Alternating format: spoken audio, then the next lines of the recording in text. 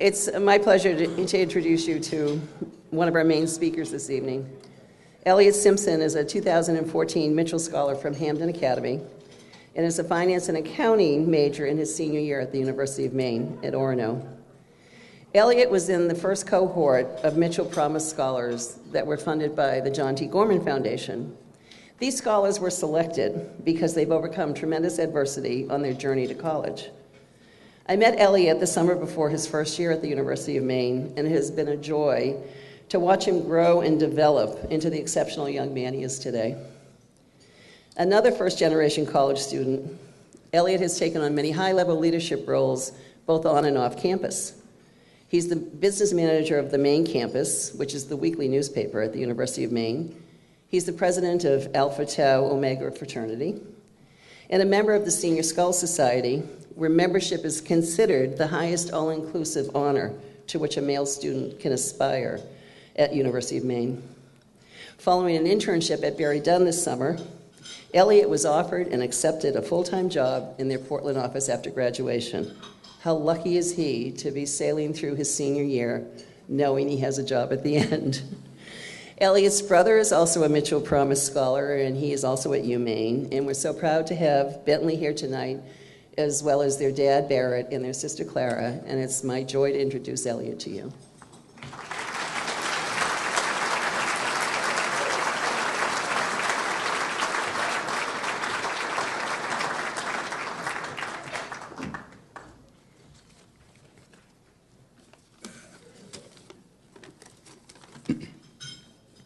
Good evening. Thank you everyone for being here tonight, and thank you for this opportunity to share my experience as a Mitchell Scholar with you. Hearing Meg's introduction of me tonight brings up thoughts of my past that was much different than the life I have right now. And I've had a long journey to where I am today. Growing up in Kansas, I was living with my mother, who created an environment that was unhealthy for me, both physically and emotionally. At the age of 13, my brother and I decided to run away from home. A very difficult choice, as we had to leave our younger sister behind because she was too young to come with us. We made our way to Maine, as this is where our grandmother lived. We moved in with our grandmother in Hamden, and our dad arrived in Maine shortly after. 2 weeks after settling in, our grandmother passed away suddenly from a stroke, and the house was forced up for sale, leaving us without a place to live and her. My dad, who was injured, was waiting for his disability to come through. We had no money. My brother, dad, and I moved from place to place while we waited for our dad's disability to be approved. Eventually, the favors ran out, and we still had no money for a place to live. We became homeless and lived in a tent for 3 months. The only thing we had was a car that was on its last leg and the hope that his disability application approval would come through so we could find a place to live. It finally did. We moved into a subsidized housing unit in Winterport, and I started my sophomore year at Hamden Academy. Even with this small financial relief, we still had many issues to address.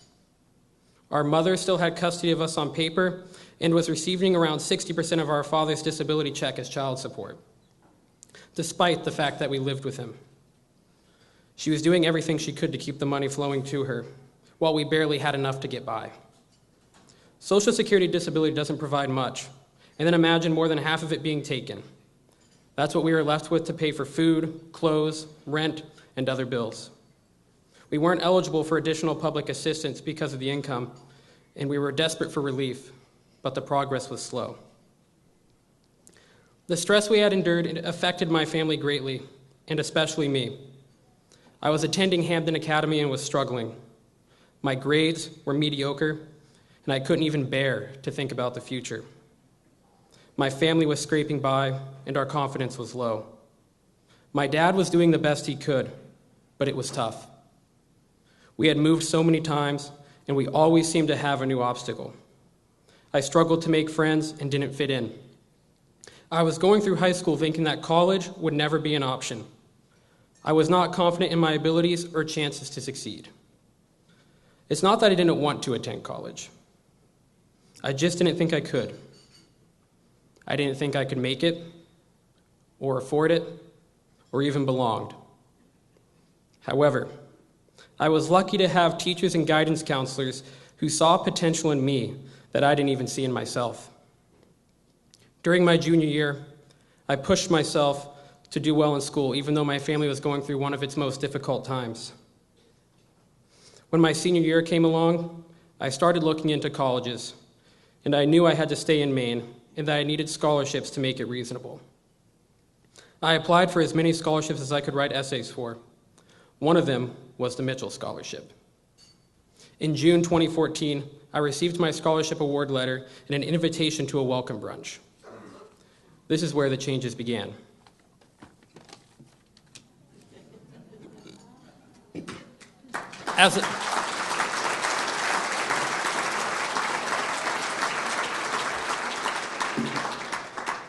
As a senior, I can now reflect on the past 3 years as a Mitchell Scholar.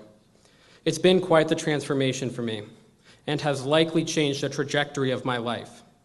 I could talk for an hour about my experience as a Mitchell Scholar, but tonight I'd like to give a brief glimpse into the impact the scholarship has had on me.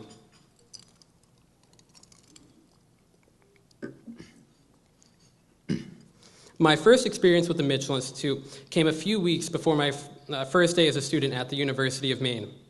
The welcome brunch was my formal introduction to what the Mitchell Institute had to offer. The scholar who spoke at my welcome brunch was Brady Davis. He highlighted how the scholars, staff, and scholar alumni all watched out for each other. He talked about how much it had changed him. I knew that's what I needed. I needed a group of people who would push me, help me reach my potential, and provide the needed advice along the way.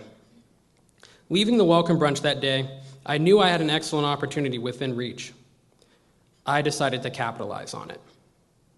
I took down Brady's contact info that day and knew he was someone who had the knowledge and aspirations that I should try and learn from. After the welcome brunch, I began to build relationships with the Mitchell Institute staff, older scholars, and even some scholar alumni. As a first-generation college student, these people were extremely helpful. College was an adjustment for me, and it was a completely new world about which I had so many questions. I remember having phone calls with the Mitchell Institute staff about tips for being successful in college. We talked about everything from the importance of leadership positions and internships to networking and personal development.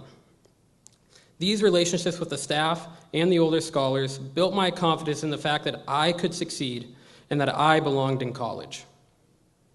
As my freshman year progressed, I became more involved with the Mitchell Institute and more familiar with what the Institute had to offer. In the fall, I attended Mile 1 and the Gala dinner just like this one. At Mile 1, I met scholars from different universities, and many of them had their own interesting stories. Meeting these older scholars, I realized that I just had to keep pushing myself to be successful. I knew what I was reaching for, and I left my first Mile 1 with even more people to talk with and ask for advice. The Gala dinner was my next event as a Mitchell Scholar. Here I was, a young man who was unsure of himself, having a formal dinner with professionals from all over the state. Luckily, the Mitchell Institute prepared me well. I was able to hold conversations with professionals who demonstrated the many possible avenues I could take to reach my goals.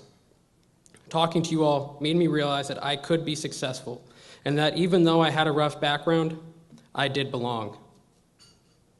When my sophomore year came around, the Mitchell Institute became an even bigger factor. I was starting to apply for leadership positions and internships, and Kim Gustafson was a major resource for me during this time.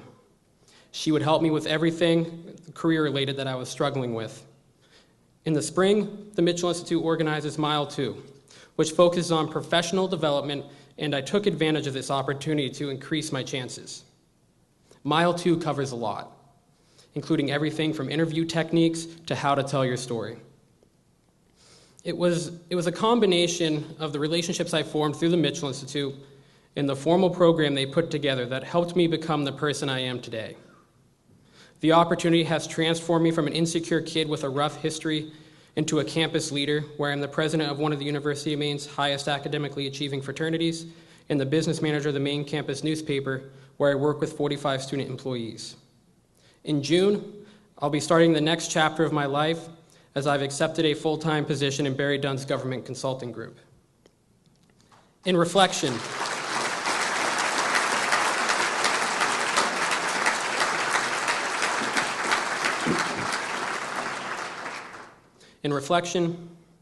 it is hard to sum up exactly what the Mitchell Scholarship and the Mitchell Institute has done for me.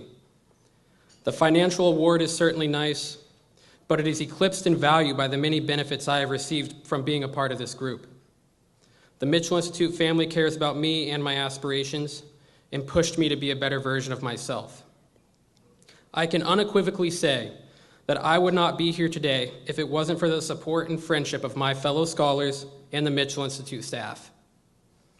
The older scholars pushed me to succeed, and it's inspired me to leverage my time in college to aim higher than the unsure teenager you heard about a few minutes ago ever thought was possible.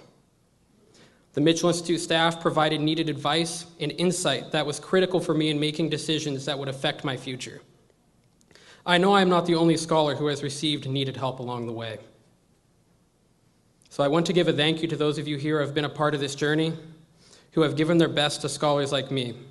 I would also like to say thank you to my dad, whose role cannot be overstated.